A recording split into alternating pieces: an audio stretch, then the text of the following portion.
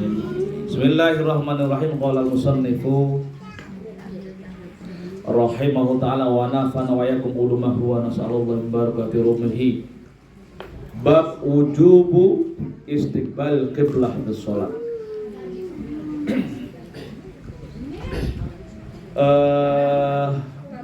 Bab kewajiban menghadap kiblat ketika sholat. Jadi di fikih itu ditentukan ada namanya syarat wajib sholat, dan ada syarat sah sholat, dan ada rukun sholat. Harus paham itu. Syarat wajib sholat itu berarti siapakah yang diwajibkan sholat. Nah, kan gitu ya. Jadi surut wujub sholat, syarat wajib sholat. Pertama,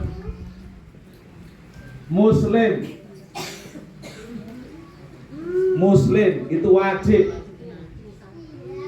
sholat. Ya, Anda Muslim wajib sholat. Tapi kalau nggak Muslim nggak usah sholat.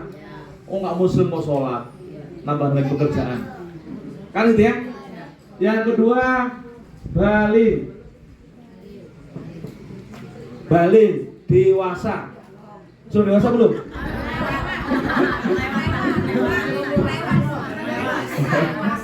Masa belum dewasa? Maka kalau sudah balik wajib. Apa tandanya balik? Sudah kawin. Sudah nikah, udah dewasa, udah kelihatan banget baliknya. Kan Kelebihan aja. karena dia udah kelebihan. Tanda umumnya balik itu bagi perempuan sudah haid, sudah mens.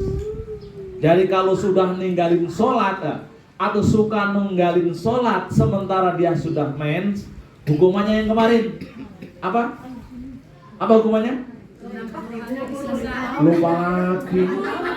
Yaitu man taraka sholatal fajri falahu yudkhalun naro salatina aman au sittina alfa aman min a'wamid dunya.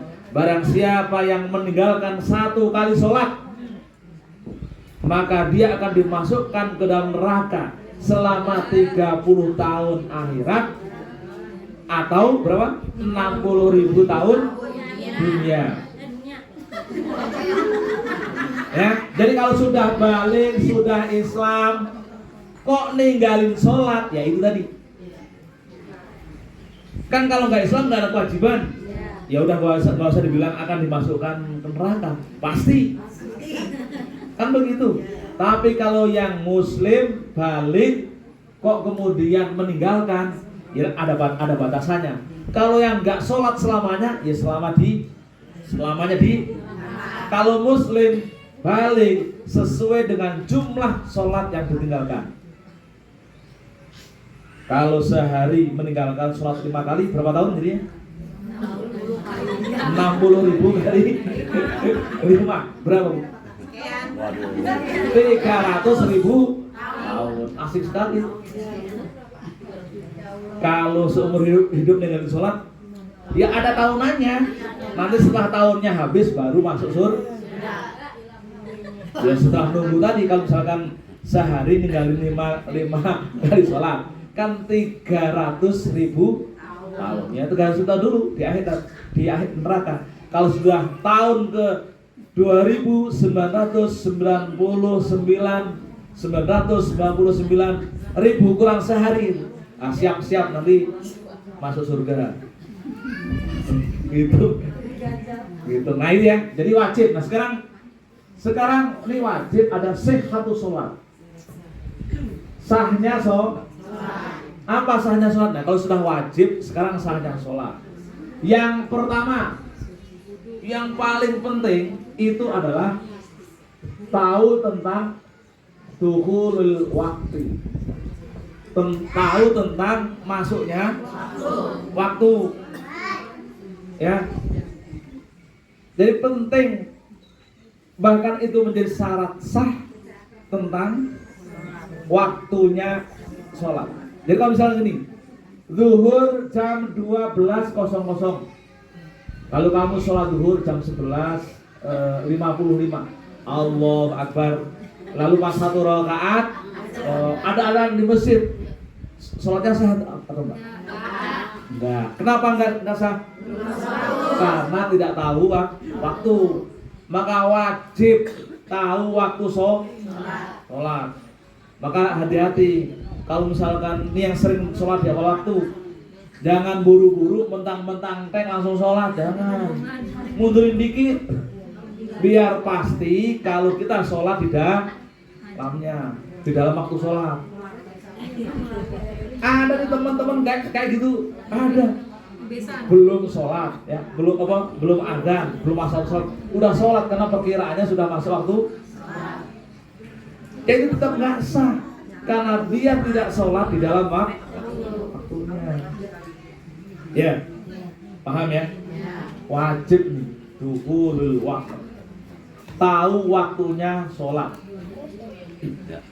Jadi untuk mengetahui waktu sholat kan perlu ilmu, tapi kalau kita ngaji kelamaan, udahlah inget jam saja. Sekarang kalau ada pakai data, ada internet, tanya waktu zuhur di Kampung Petir, Bojong Sari Baru, keluar nanti tuh. Nah, ikuti di situ. Kan sebenarnya perlu ilmu, misalkan waktu subuh min tulu il fajri ila tulu isamsi, semenjak terbitnya fajar sampai terbitnya matahari. Sekarang tahu nggak terbitnya fajar seperti apa? Hah? Nggak tahu kan? Sama. Udah kita mengandelin azan aja, Allah ada subuh gitu kan. Kalau dulu di Quran itu kan disebutkan tanda fajar itu adalah perubahan minal khaitil abyadi ilal khaitil aswadi minal fajar. Terlihatnya benang putih di saat fajar.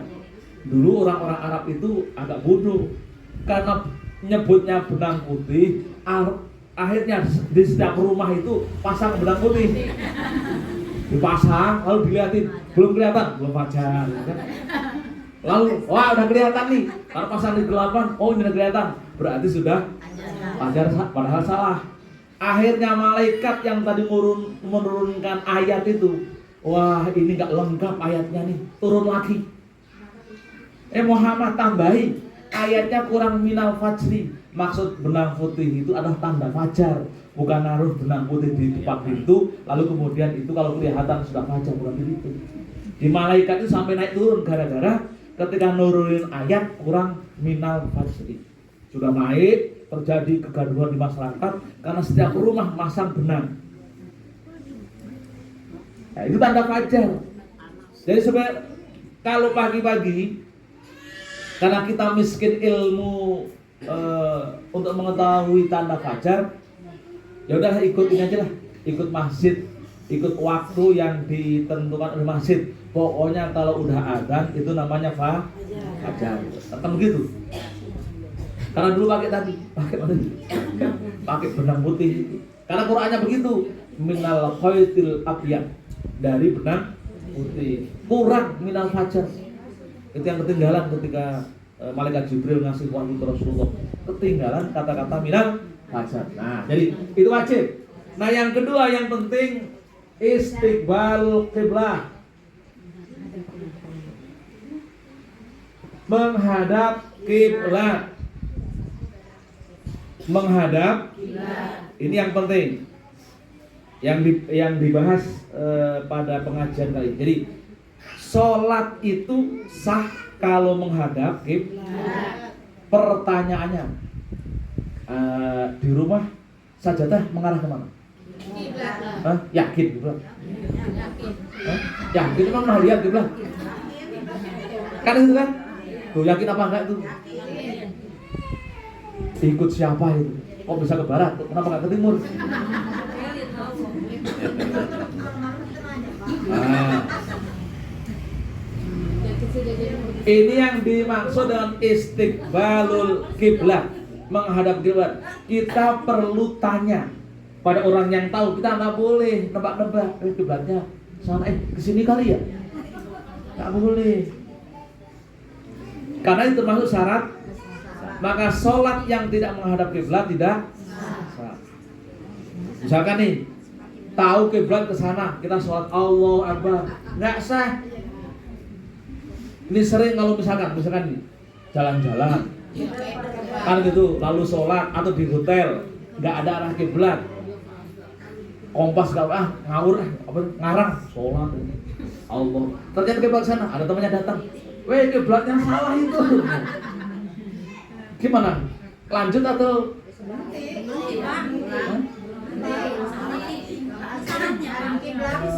Ya, kalau awalnya ngadu ke sana, tapi harus tahu dulu yang ngasih tahu siapa. Kalau yang ngasih tahu Ustaz Jamal kan nggak mungkin bohong ngerjain. Tapi kalau yang ngasih tahu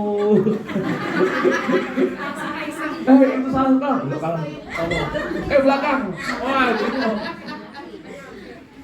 Karena sholat itu ketika misalkan dengerin kalau yang ngarahkan, misalkan nih kita Allahu Akbar, Bismillah, terus ada temannya, itu kiblatnya salah, harusnya belok kanan.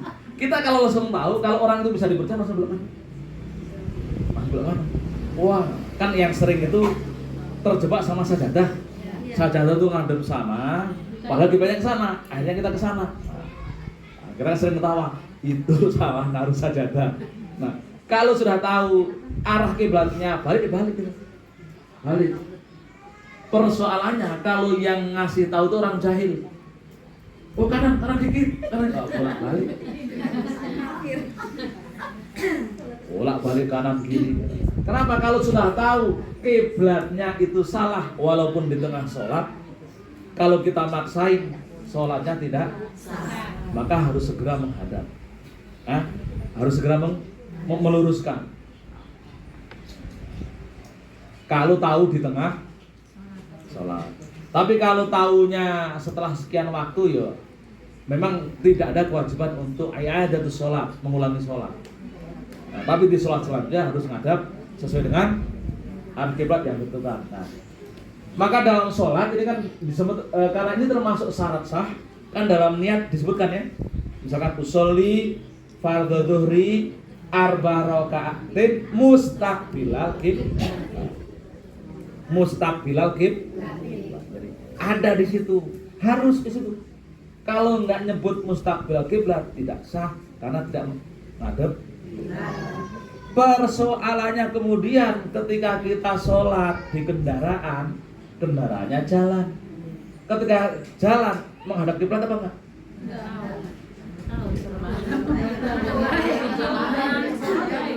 Kan itu kan mesti nggak menghadap kiblat. Apalagi jalannya belok-belok. Awalnya menghadap kiblat, belok kanan, masa terus kita ngejar gini? Kan nggak mungkin. Maka sholat fardu di dalam kendaraan tidak sah. Tapi kalau sholat sunat,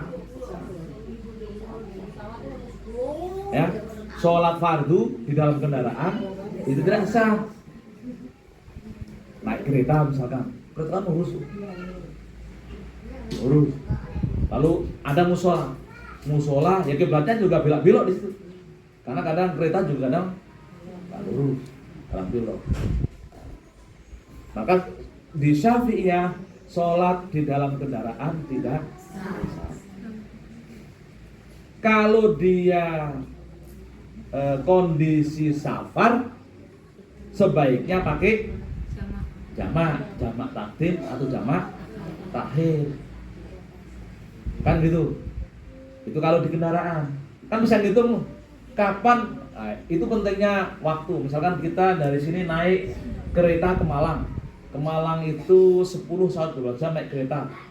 Kalau berangkat zuhur dan asar diniatkan jamak takdim. Ketika belum naik kereta, nanti yang maghrib dan isya diniatkan jamak takhir. Jelas-jelas safar. Jangan sok soleh. Karena sok soleh ya. Karena seringnya begitu kita ini. Sok soleh. Sholat di kendaraan di sholat. Itu namanya sok soleh tapi nggak pakai. Kan sering itu. Dulu ketika demo 211 itu, kan ingat 212? Kan banyak itu. Berangkat dari Banten. Berangkat dari Banten naik kereta di Rangkas.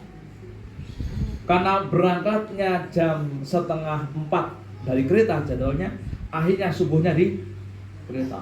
Lalu mendirikan sholat jamaah di kereta. Pak tahu tuh kiblatnya kemana? Oh, ngadepnya ke arah kereta Jakarta.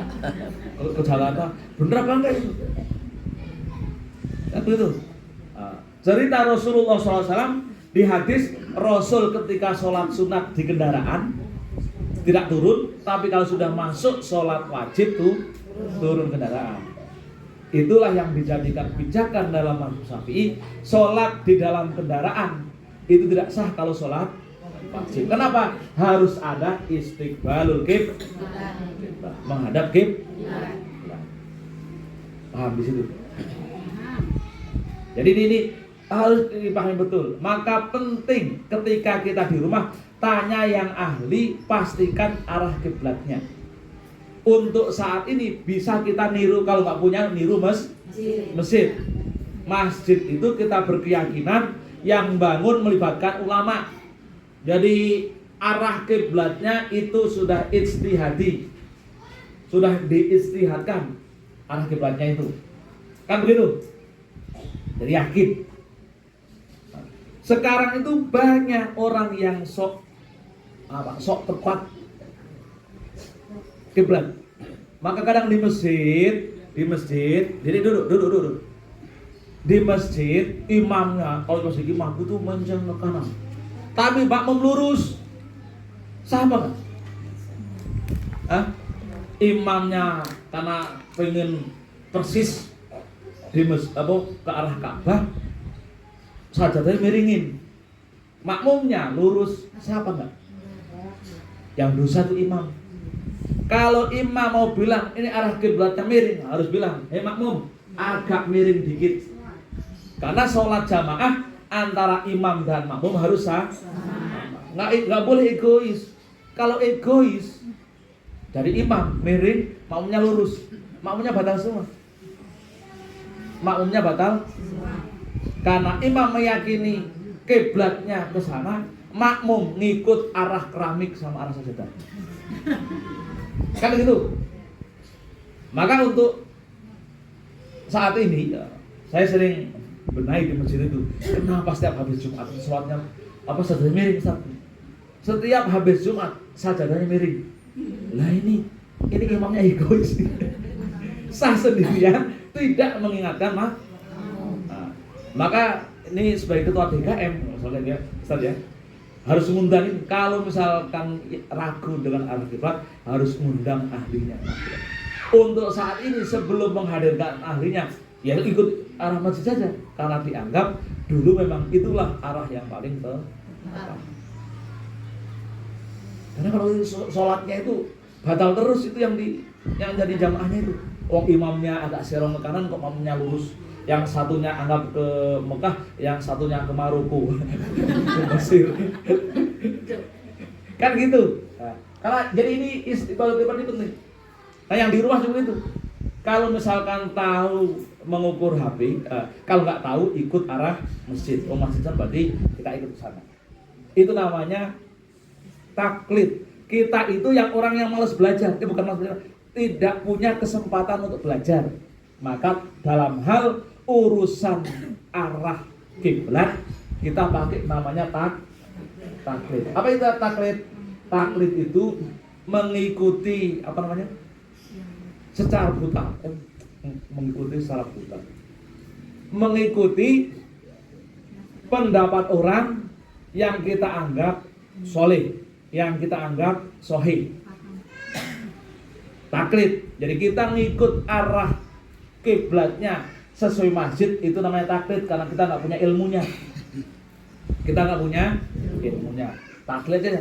Nanti kalau salah, itu yang dosa yang menentukan awal kali. Misalkan nih, masjid sana, ternyata Ka'bahnya di sini, kiblatnya. Tapi kita ini tuh ya, yang awal yang menentukan yang dosa. Yang awal kan. Nah, jadi kita taklid. jalur ini yang paling aman. Maka jangan ketika sudah ditetapkan misalkan ulama-ulama sini menentukan arah kiblat itu ke sana, kita nggak usah macam-macam bikin arah kanan, ada yang nyerongkan, nggak usah itu kamu. Dasarnya apa? Karena dasarnya harus ilmu. Nah untuk ilmu itu harus istihad. Untuk istihad ya perlu orang-orang yang soleh. Nggak bisa mengandalkan orang-orang yang memakai hawa nafsu. Ya, jadi istiqbal kiblat ini penting. Jadi kalau Anda jamaah, kalau bisa lihat imam. Oh, imamnya kok miring. Kalau Anda nggak mau batal jamaahnya, ya ikut miring-miring dikit. Melihat itu, miring-miring dikit itu kan. Makanya imam itu jangan cari yang imam yang miring-miring. Miring-miring, sok soleh, sok paling bener arah kiblatnya. Wah itu bahaya itu. Karena makmumnya jadi korban. Makmum kan nggak tahu menau. Pokoknya kalau di masjid karpetnya sudah lurus ya lurus. Jadi imam nggak usah miring-miring. Nah gitu ya. Jadi istiqbalul kiblat itu syarat sah. Jadi harus tahu ini.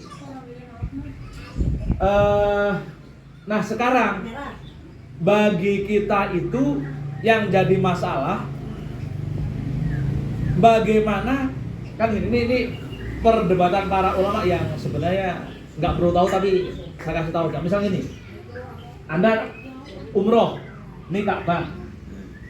Kalau di sekitar Ka'bah, Anda di sini, sholat harus ngadep ke sini. Kalau misalkan ngadep ke sini, nggak sah sholat. Ya, ini kalau di tanah haram. Nah sekarang kalau di luar tanah haram itu nggak harus ke sini.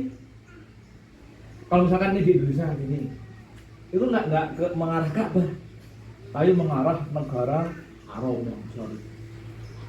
Jadi nggak harus misalkan ini kita ke sini, tapi ini masih tanah haram, masih sah.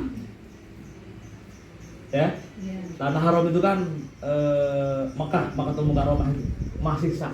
Jadi nggak harus ke pas banget. Ya karena sulit. Pakai kompas saja bisa jadi melenceng. Tapi ada seorang kiai yang sering melihat Ka'bah itu kelihatan. Oh Ka'bah itu situ. Kalau ziarah ke Sunan Ampel itu ada namanya wali yang dikenal bisa melihat Ka'bah langsung. Namanya Mbah Bolong. Jadi kalau misalkan nanti ziarah ke Sunan Ampel, ziarah ke sebelahnya ada Mbah Bolong. Dia ngelihat Ka'bahnya tuh sarung bolong itu dia tuh. Oh, di situ Ka'bah. Maka dikenal dengan Mbah Bolong. Karena dia pakai sarung bolong. Wali itu. Maka kalau Sunan Ampel nanya, Ka'bahnya mana? Oh, lihat sarung bolong itu. Ada gitu. Jadi makanya ketika kita di Indonesia kan karena nggak harus ke Ka'bah, tapi yang penting tanah haram. Yang mau mencong sini juga boleh.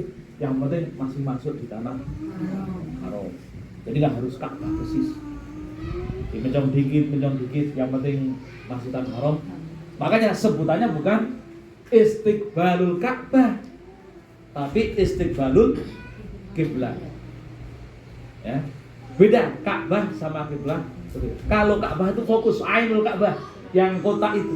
Tapi kalau kiblat itu menjadi arah ngadap. Dulu sempat tahun 2000 berapa ya?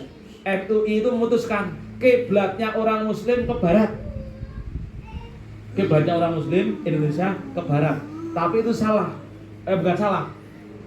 Dulu itu bumi itu bulat. Tapi karena muter terus, akhirnya gepeng. Gini. Ini yang menjadikan arah kiblat agak bergeser. Maka ada perubahan fatwa. Karena dulu bumi bulat, kan kalau bikin adonan apa yang suka muter-muter kerambat. Itu kan kalau muter-muter kan lama-lama gepeng. Nah, bumi kan muter dengan kecepatan tinggi, lama-lama bumi itu kemudian tidak bulat, tapi agak lonjong. Nanti jangan-jangan lama-lama kayak gitu ya, kayak lama-lama itu ya. Tapi itu untuk merubah arah kiblat lagi-lagi harus melibatkan para ulama. Ya ulama apa? Ahli geologi kali ya yang menentukan itu. Geologi atau ulama apa untuk menentukan itu. Tidak bisa pakai kita sendirian. Wah, ini udah berubah, nggak bisa. Ya, jadi kita amannya di sini, taklid saja. Ya untuk sementara kayak misalnya masjid belum berubah arah kiblatnya, ya nggak usah dirubah. Tapi nanti kalau misalkan atas inisiatif DKM, rubah hanya undang ahli, kan harus diteropong, naik ke atas teropong, termasuk kompas, persisnya seperti apa. Baru dikatakan ini geser 3 derajat, nah, baru nanti semua ngikuti, merubah arah kiblat. Nah, tapi nggak boleh kita mengubah sendiri, lagi nggak boleh kita merubah sendiri. Nah, untuk saat ini yang menanggung dosa dan pahala ketua DKM. Kan itu ya. Jadi ini penting. Yang ketiga yang perlu kita ketahui adalah tentang toharoh, harus tahu toharoh. Toharoh anin najasah, bersih dari najis. Karena kalau nggak tahu, nanti bisa jadi kita terlalu takut sama najis atau terlalu terlalu meremehkan najis. Contoh nih, nih emak-emak yang punya anak kecil, anak bayi, karena anak bayinya belum masih ASI murni, ngompol. Nah ngompol, kalau pikiran ilmu kita terbatas, gara-gara kena ompol karena merasa najis terus nggak mau sholat. Padahal ketika najis anak kecil mau apa hanya pakai air cipratin, ciprat sudah nggak perlu dicuci langsung gebir, nggak perlu. Kan begitu, nggak perlu, cukup ngambil air ciprat biur dianggap Itu kalau orang terlalu takut sama najis, sampai najis mutawasito saja, najis muhafaf saja harus ketika itu gebyur, pakai baju kompolin lagi gebyur, kan akhirnya malas sholat, kan begitu. Alasannya susah menghindari, padahal dengan cukup dengan ciprat contoh. Yang kedua, nih mama itu kalau pakai rok mesti banyak yang lengsreh. Mau ke masjid, roknya kan lengsreh. Sampai masjid, sholat enggak, baju saya najis. Mau jalan-jalan tinggi kelihatan kakinya, banyak negaranya juga. Enggak enak kan begitu. Padahal kalau dalam ilmu tentang pernajisan, seorang emak-emak kalau bawa rok yang lengsreh, kena najis, dibiarin lengsrehnya, itu suci. Jangan ini lengsreh, Anda kayak ayam, kesabutnya set. Waduh. Tapi kalau dibiarin lengsreh terus sampai masjid, itu statusnya suci. Terus biarin, nggak urusan. Pokoknya yang penting ya, jadi kalau yang pakai biasa karena takut terbuka auratnya, kan sampai begini nih. Begini. Nah, itu kan nyapu dicapu macam-macam. Sepanjang dia ngelengsrek sampai ke masjid, statusnya walaupun ngelengserein tai ayam. Boleh, nggak usah ganti repot lagi. Lepas di masjid, repot lagi. Nggak usah diganti, cukup ditutupin suci posisinya. Ini contoh ini ilmu ya, contoh ilmu. Maka pentingnya kita tahu tentang toharoh anin najasa. Karena syarat sah. Yang terakhir satrul aurat. Menutup, sholat itu harus menutup aurat. Ini sering nih karena nggak hati-hati, sholat kebuka aurat. Mukena Allah, ada tangan begini. Ini kebuka aurat ini. Allah kebuka aurat. Kan begitu. Maka sholat yang paling aman ketika carilah mukena yang ketika begini tetap tertutup atau takbirnya di dalam ya, kan tetap tertutup kan ya Allah, atau pas begini mukenanya keinjek, kelihatan kan gitu kan. Kalau masih pakai daleman rok sih nggak masalah. Yang kita khawatirkan cuma celana dalam, keinjek gitu. Jadi tahu batas-batas aurat. Pokoknya kalau perempuannya emang gak repot kan, perempuan aurat itu hanya muka. Yang bukan aurat bagi perempuan itu di sholat ya. Di sholat itu hanya muka dan telapak tangan. Ya, muka dan telapak tangan. Jadi ketika sholat muka boleh terbuka. Bahkan kalau pakai cadar itu makruh. Pakai cadar sholat makruh. Jadi mengurangi ibadahnya, pahala sholatnya. Jadi ketika Allah Akbar, pokoknya yang boleh terbuka hanya telapak tangan sama muka. Kan gitu. Nah, nanti kita lanjutkan pas waktu sujud seperti apa posisinya, kan gitu ya.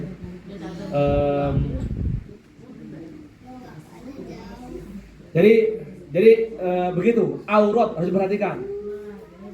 Nah, bagaimana kalau misalkan di tengah-tengah sholat aurat terbuka tidak sengaja? Kalau tidak sengaja ya nggak sengaja, nggak tahu ya biarin aja tuh. Masalahnya kalau tahu, wah bukain langsung. Harus gak tutup, harus bergerak langsung segera tutup. Kalau di tengah-tengah tahu mana yang terbuka. Yang sering nggak tahu itu bapak-bapak tuh merokok kan, ketetesan ladu itu terus bolong pas di belakangnya. Kan gitu. Kalau sebagai sesama muslim ingetin, Pak tuh ada bolongannya. biar dibalik kan, ternyata. Karena kalau sholat dan dia tahu aurat itu meskipun lubangnya satu begini, itu masih dianggap tidak tertutup auratnya, maka tidak sah karena tidak menutup aurat walaupun sekecil. Maka kalau kita sebagai muslim ingetin itu ada bolongannya, ketahuan, biar diatur di baik belakang. Ternyata bolong semua, wah itu repot, ganti sarung. Disatur Allah. Ini perlu tahu ilmunya. Nanti kita kaji satu lagi. Kita ulangi satu persatu dari syarat sah. Yang penting perlu tahu ilmu toharohnya, nyuci. Toharoh al-najasah, harus tahu cara nyuci yang suci. Kita itu sering nyuci baju hanya sekedar bersih tapi tidak suci. Misalkan yang pakai mesin, kita kan rata-rata pakai mesin tuh, pakai mesin, bilang jadi mesin. Ini harus hati-hati. Mencuci baju pakai mesin, harus tahu ilmunya. Sehingga kemudian sholat kita betul-betul sah secara sempurna. Oke, sampai di situ ada yang mau ditanyakan?